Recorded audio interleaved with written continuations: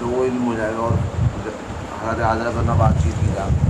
ان کا سوال یہ ہے جو خطبہ دیا جاتا ہے اگر بعد میں اسی کا ترجمہ پیش کیا جائے پہلے سے تیاری کر کے تو یہ زیادہ بہتر نہیں رہے گا؟ بالکل بہتر رہے گا، ہونا بھی یہی چاہیے، بلکہ خطبے الگ الگ جو بھی حالات ہوں، جیسے اس ٹائم ملک کے جو حالات ہیں وہ مدرسوں کا جو آج کل وہ چل رہا ہے کہ ان کی انویسٹیگیشن چل رہی ہے، اس پہ خطبہ ہونا چاہیے کہ اس میں کتنے پہلو جو ہیں پازیٹیو ہیں کتنے نیگیٹیو ہیں۔ اس کے بعد وقت کے اوپر کوئی معاملہ آیا گورنمنٹ کی طرف سے اس پہ خطبہ ہونا چاہیے، جس سے تمام پبلک کو آگاہی مل جائے کہ آج حالات یہ ہیں۔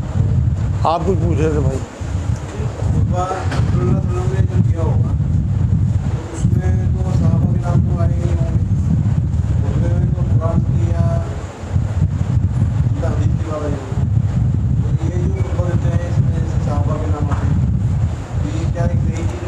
ان کا سوال یہ ہے کہ حضور صلی اللہ علیہ وسلم جو خطبہ دیتے تھے اس میں تو صحابہ کے نام نہیں آتے تھے، اب جو خطبہ دیا جاتا ہے اس میں صحابہ کے نام لیتے ہیں۔ اصل میں ان کے پاس طریقہ نہیں ہے نا خطبہ دینے کا، یہ کیا کریں گے؟ یہ تو ایک روح تو نکل گئی خطبے کی، یہ تو ایک جسم رہ گیا، ریچول سمجھو، ریچول کہ جیسے جسم جو ہے اور روح جو ہے دونوں چیزوں کا مجموعہ انسان جو ہے، اب صرف ڈیڈ باڈی ہے خطبے کی روح نکل چکی۔ یہ وہ خطبے نہیں ہے جو نبی اکرم صلی اللہ علیہ وسلم کا منشا تھا، جمعے کے دن اجتماعی ایک خطبہ ہونا چاہیے، لوگوں کو پتہ ہو کہ حالات حاضرہ پہ خطبہ ہو کہ آج دنیا میں کیا حالات چل رہے ہیں۔ تو ہمارے یہاں سائنس پہ خطبے ہونے چاہیے، ایجوکیشن پہ اور دینی علم پہ، بچوں کی تربیت پہ، بیویوں کی تربیت پہ، قرآن پہ، حدیث پہ، الگ الگ یہ تو 4 خطبے ان کے پاس ہیں، ہر ہفتے الگ خطبہ، یہ انہوں نے عربی کے نوٹ کر رکھے، وہ اپنا مولوی صاحب کیونکہ وہ تو امام صاحب ہیں، 300 روپے 500 روپے 4000 5000 انہیں تو اپنی ڈیوٹی پوری کرنی، انہوں نے کتاب سے پڑھ دینا، اور کوئی ہمت بھی نہیں کرتا، اور بھی کوئی کھڑا ہو جائے چلو بھائی تو ہی جمعہ پڑھا دے اگر تجھے علم ہے، ہمت کر کے پورا جو ہے جو ممبر ہے وہ کیپچر کیا ہوا ہے ایسی طاقتوں نے جنہیں معلومات ہی نہیں ہے دنیا کی۔ اس ٹائم حالات حاضرہ پہ خطبے ہونے چاہیے، لوگوں کو پتہ ہو کہ دنیا کہاں سے کہاں پہنچ گئی۔ ان کا سوال یہ ہے کیا جمعے کو غسل کرنا عورت پر بھی واجب ہے؟ بھائی جب جمعہ ہی واجب نہیں ہے عورت پہ تو غسل کرنا بھی واجب نہیں ہے، اور کوئی کرے فضیلت کے لیے تو کوئی حرج نہیں۔ مجھے بتایا تھا کہ خطبہ جو ہے پہلے آپ تھوڑا سوچیں بعد میں دیا کرتے تھے، اب یہ اب شروع میں واجب ہو تو عیدین کی نماز کے بعد جو خطبہ ہوتا ہے اس کے بعد بھی لوگ بعد اٹھ کے چلے جاتے ہیں، تو کیا یہ اسی کی شکل ہے کہ تفریح؟ ان کا سوال یہ ہے کہ جیسے اب تو خطبہ پہلے ہوتا ہے جمعہ کا، لیکن عیدین کے خطبے اب بھی بعد میں ہوتے ہیں اور لوگ اٹھ کے چل دیتے ہیں، کیا یہ ٹھیک ہے غلط ہے؟ بالکل غلط ہے بھائی، وہ بھی خطبہ واجبات میں ہیں، جو بھی عیدین کے خطبے ہیں وہ واجب ہیں سننے، اور لوگوں کو جب خطبہ پورا ہو جائے تو اس کے بعد ہی اٹھنا چاہیے۔ ویسے بہت کم لوگ رہ گئے جو اٹھ کے جاتے ہیں، ویسے میں نے بڑی تبدیلی دیکھی 10 15 20 سال میں کہ لوگوں کو اس طرح کی آگاہی ہو گئی کہ یہ خطبہ واجب ہے اور ہمیں سننا چاہیے۔ زیادہ تر لوگ بیٹھے رہتے ہیں، تھوڑے بہت لوگ تو ہر معاشرے میں اس طرح کے ہوتے ہیں کہ جنہیں معلومات صحیح نہیں ہوتی یا وہ اس پہ عمل نہیں کرنا چاہتے۔ بہن کا سوال ہے IVF کرانے کے لیے ڈاکٹر کے یہاں باپ اور ماں کے ایگ فریز کر دی جاتے ہیں، باپ کا انتقال ہو جائے تو کیا عدت کے بعد وہ IVF کرا سکتی ہے؟ مطلب باپ کے اسپرم اور ماں کے ایگ فریج کر دیے گئے اور باپ کا انتقال ہو گیا کسی ایکسیڈنٹ یا کسی وجہ سے اور وہ فریج ہیں، تو عدت پوری کرنے کے بعد کیا عورت اس بچے کو دوبارہ اچھا سمجھ گیا میں ان کا سوال یہ ہے کہ IVF کرانے کے لیے عورت کے ایگ اور مرد کے اسپرم جو ہیں وہ فریج کرا دیے تھے ڈاکٹر کے یہاں، اس بیچ میں کسی وجہ سے مرد کی ڈیتھ ہو گئی، عورت عدت کے بعد کیا وہ پورا پروسیس کرا سکتی ہے؟ بالکل کرا سکتی ہے، کیونکہ اسی کے شوہر کے جو ہیں وہ اسپرم ہیں اور وہ کرا سکتی ہے عدت کے بعد، لیکن اس کے لیے بڑی ہمت چاہیے۔ جب اس کے پیٹ میں بچہ پلے گا اور 9 مہینے وہ پیٹ لیے پھرے گی، سب کو پورے معاشرے کو یہ بات پتہ ہوگی کہ اس کے شوہر کی انتقال ہو گیا، تو بہت سارے لعن طعن اسے سننے پڑیں گے۔ چند لوگ ہوں گے جو اس کا ساتھ دیں گے جنہیں پتہ ہوگا کہ یہ جائز ہے، لیکن باقی کے لوگ یہ سمجھیں گے کہ ان نے کوئی بدکاری کی۔ میری رائے نہیں ہے کہ اس طرح کی کوئی حرکت وہ کرے۔ اس کے ہسبینڈ کی ڈیتھ ہو گئی، اب اگر اسے آگے شادی کرنے کا ارادہ ہے تو وہ شادی کرے، اگلے شوہر سے اسے بچے ہو جائیں گے انشاءاللہ، اور اگر شادی کرنے کا ارادہ نہیں ہے تو تو اپنے تمام رشتہ داروں کی ایک میٹنگ کرے, ایک دعوت کرے, اور اس میں بااعلان یہ بات بتا دے کہ اس طرح سے معاملہ ہوا. اور میں یہ کرنا چاہتی ہوں آپ لوگوں کی اجازت سے. اس میں ضرور 2-4 لوگ مخالف بھی ہوں گے, لیکن زیادہ تر اس کی تائید کریں گے انشاءاللہ, اگر پڑھے لکھے لوگ یہ ہیں, اور یہ بالکل جائز ہوگی بات. جو بچے بڑے کالج میں پڑھ رہے ہیں کالج میں, تو جمعے کی روز چھٹی جو ہے نا مطلب دیر سے ہو رہی ہے عصر کے بعد 4:30 بجے تک, تو ایسی صورت میں کیا وہ جمعے کی نماز کیسے ادا کریں؟ ان کا سوال یہ ہے کہ جمعہ واجب ہے, اور جو بچے کالجز میں پڑھتے ہیں, اسکولوں میں, وہاں جمعے کی نماز کے ٹائم کلاسز ہوتی ہیں, تو وہ کس طرح سے کریں؟ بھائی ویسے تو میرے نزدیک تو انہیں اس دن چھٹی لے لینی چاہیے, یا تو ہاف ڈے یا فل ڈے, اور اس دن کا ہوم ورک یا جو بھی اس دن کلاس ورک ہو اسے گھر پہ سیٹرڈے میں یا سنڈے میں پورا کر لیں. اگر چھٹی نہیں ملتی, جیسے آج کل بہت سختیاں ہیں, تو پھر وہ ایک چھٹی کر لیں, اور ایک دن ایک جمعے کو چلے جائیں, ایک جمعے کی چھٹی کر لیں.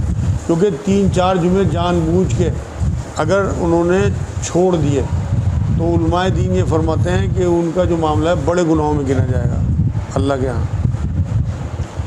دوسرا طریقہ یہ ہے کہ وہ اجازت لیں وہاں سے, اور وہ جمعہ پڑھ کے آ جائیں 1 گھنٹے میں. جو پڑھنے والے ہیں وہ کچھ بھی انتظام کر سکتے ہیں اپنا, کیونکہ جو واجبات ہیں ان کی پوچھ گچھ ہوگی. جس ہفتے وہ جمعہ پڑھیں گے اس ہفتے تو مسجد میں جمعہ ہوتا ہے, جس ہفتے وہ جمعہ نہ پڑھیں اس ہفتے وہ ظہر کی نماز پڑھیں.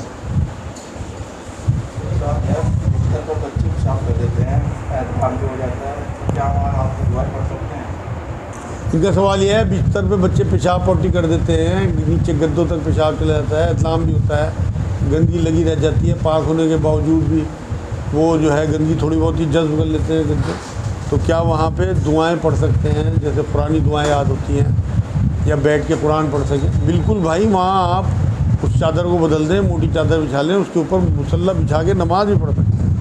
اگر آپ نے وہ گندگی دھو دی, وہاں اس کا گندگی کا نشان بھی رہ گیا اور وہ سوکھ گیا, تو وہ جذب ہو گئی.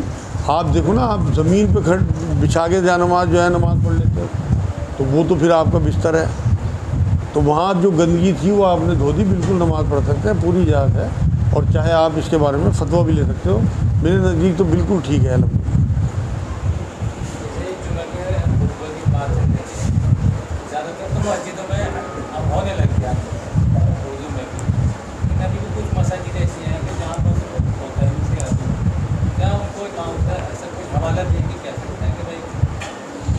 ان کا سوال یہ ہے, جمعے کے خطبے اردو میں کرانے کے لیے کیا امام صاحب کو کوئی حوالہ دے کہہ سکتے ہیں؟ بالکل کہہ سکتے ہیں بھائی, بلکہ جو معتمم حضرات ہیں نا, ان کی ایک میٹنگ بلا کے اور ادب اور احترام کے ساتھ, کیونکہ وہ بڑے لوگ ہوتے ہیں اور ان کے پاس ایک کرسی اور ایک اقتدار ہوتا ہے, تھوڑی سی اکڑ بھی ہوتی ہے ان میں, تو ادب و احترام کے ساتھ انہیں چاہے کرسی پہ بٹھاؤ, خود نیچے بیٹھو, اور پھر بات کرو ان سے, اور 2 نفل پڑھ کے بات کرو, کیونکہ قرآن کی آیت ہے کہ صبر اور صلات سے اللہ کی مدد چاہو.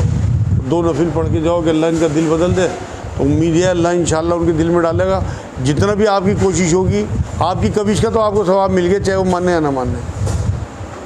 کچھ دینی باتوں میں جو سننے میں آتی ہیں, کچھ موبائلس میں بھی آتا ہے, وہ اس میں یہ آتا ہے کہ بستر پہ آپ کو کھانا نہ, تو کیا ایک درست بات ہے؟ ان کا سوال یہ ہے, بستر پہ کھانا کھانا منع ہے کہ اسلام میں؟ کوئی منع نہیں ہے بھائی. نبی اکرم صلی اللہ علیہ وسلم نے اگر منع فرمایا ہوتا تو بالکل ہم بھی مان لیتے. اب لوگ کیا کہہ رہے ہیں, معاشرے میں کیا اڑی ہوئی ہیں, ایک سے ایک بات اڑی ہوئی ہے, ایسے ایسے سوال آتے ہیں, میں تو آپ تک سوال پہنچاتا ہی نہیں. یہ تو 10% سوال ہیں جو آپ کرتے ہو میرے سے. میرے پاس ہر ہفتے سینکڑوں کی تعداد میں سوال آتے ہیں, سینکڑوں کی تعداد میں, اور وہ سوال ایسے ہوں بالکل بیوقوفی والے, جن کا قرآن و حدیث یا اسلام سے کوئی تعلق ہی نہیں ہے.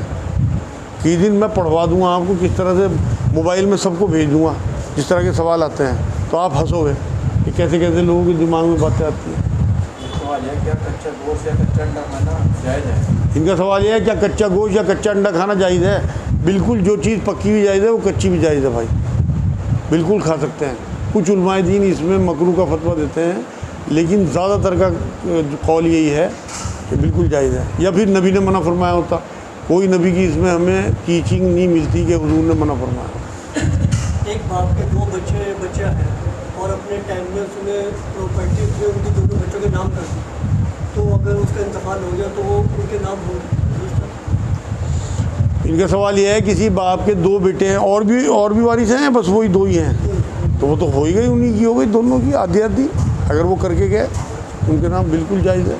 सवाल है लोगों को किस हद तक माफ़ करना चाहिए? इनका सवाल ये लोगों की किस हद तक माफ़ करना चाहिए। भाई देखो ये बड़ा अच्छा सवाल किया आज इन्होंने, इससे बड़ी आपको मालूमात बढ़ेगी इंशाअल्लाह।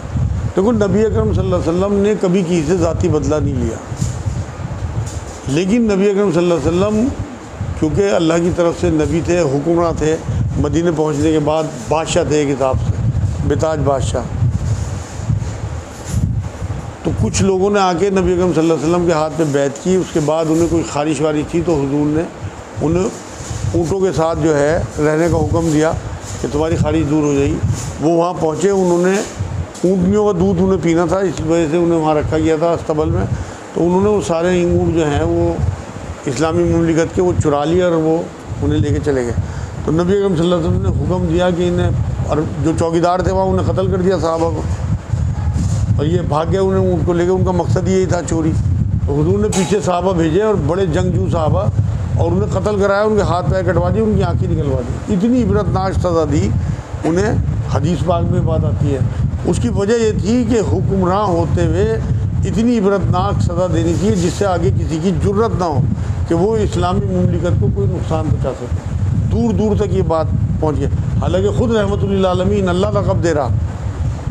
तो आप अगर किसी इदारे के सरबराह हैं तो आपको उस इदारे की पहले हिफाजत, उसका मैनेजमेंट आपके ज़िम्मे है। तो वहाँ आप अपने एम्प्लॉई को माफ़ नहीं कर सकते, वो आप किसी कंपनी के साथ अपनी नुकसान कर रहे हैं।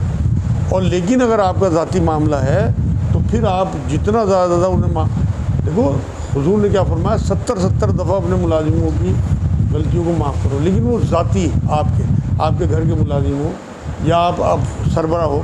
आप अगर किसी कंपनी के मैनेजर हो तो अगर आपके नीचे क्लर्क वगैरह हैं वो गलतियाँ कर रहे हैं तो आपको उन्हें माफ़ नहीं करना चाहिए, वरना आप जो है बददियानती कर रहे हैं अपनी कंपनी के साथ। फिर तो उन्हें सज़ा मिलनी चाहिए और जिससे वो आगे गलती ना करें।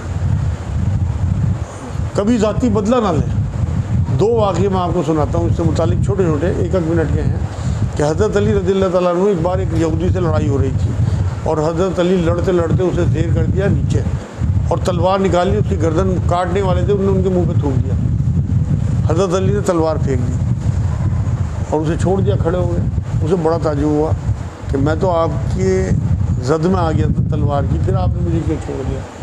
चले जब तक मैं तेरे से लड़ रहा था तलवार तेरी गर्दन तक पहुंच गई थी तो मैं अल्लाह के लिए लड़ रहा था। जब तूने मेरे मुंह पे थूक दिया तो ये मेरी ज़ात का मामला था कि मुझे तेरे ऊपर गुस्सा आ रहा था, मुझे अपनी ज़ाती बदला तेरे से नहीं लेना था, इसलिए मैं। एक बार हज़रत अली रज़ियल्लाहु ताला अन्हु एक पेड़ के नीचे जो है आराम कर रहे थे। तो एक सहाबी जो है उनके पास, शायद हज़रत उमर ही उनके पास पहुँचे या कोई और साहब, ये खलीफा थे शायद हज़रत अली। तो इनका ग़ुलाम जो है वो बकरियाँ चरा रहा था।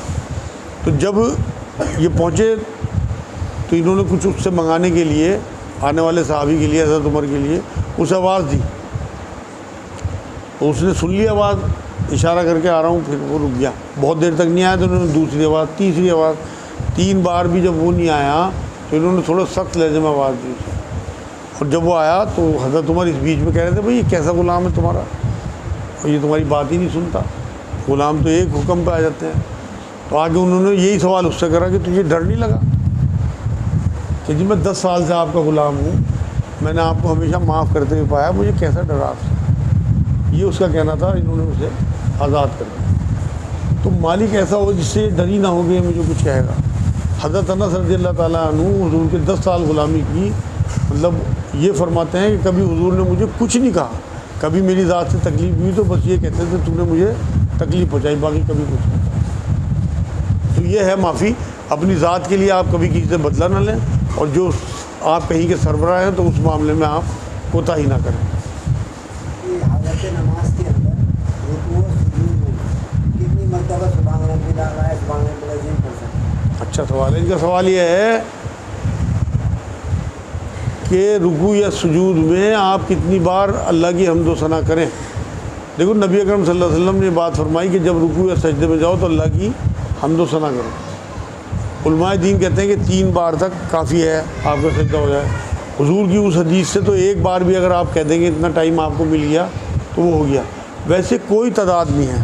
نبی اکرم صلی اللہ علیہ وسلم جب نماز پڑھاتے تھے تو بہت طویل نماز نہیں پڑھاتے تھے، اس میں تو لوگوں کا اندازہ یہ ہے کہ 10 بار کے قریب پڑھتے تھے وہ۔ کچھ روایتوں سے صحابہ کی یہ قول ملتا ہے۔ تو یہ کہنا کہ طاق پڑھنا چاہیے مطلب 1، 3 یا 7 وہ بھی ٹھیک نہیں، کیونکہ یہ روایتوں کی بات بتا رہا میں آپ کو 10 بار تک۔ ویسے جب نبی اکرم صلی اللہ علیہ وسلم اپنی نماز پڑھتے تھے تو جتنا سجود ہوتا تھا اتنا ہی جلسے میں ٹائم لگاتے تھے۔ جلسہ کہتے ہیں 2 سجدوں کے بیچ میں بیٹھنے۔ تو اسی طرح سے جب رکوع میں جاتے تھے تو جب کھڑے ہوتے تھے تو اتنی دیر تک کھڑے رہتے تھے جتنا انہوں نے رکوع کیا، وہاں دعائیں پڑھتے رہتے تھے۔ تو کوئی تعداد طے نہیں ہے، جتنا آپ کے پاس ٹائم ہو۔ سجدے کے بارے میں تو اللہ قرآن میں کہتا ہے سجدہ کر اللہ کے قریب ہو جا، اور کوئی عبادت ایسی نہیں ہے۔ تو آپ جتنا ٹائم آپ سجدے میں لگائیں، لیکن سنت اور نفل میں۔ امام صاحب کے پیچھے تو آپ امام صاحب کے تابع ہو، وہاں تو آپ 3 بار بھی پڑھ دو گے تو کام ہو جائے گا۔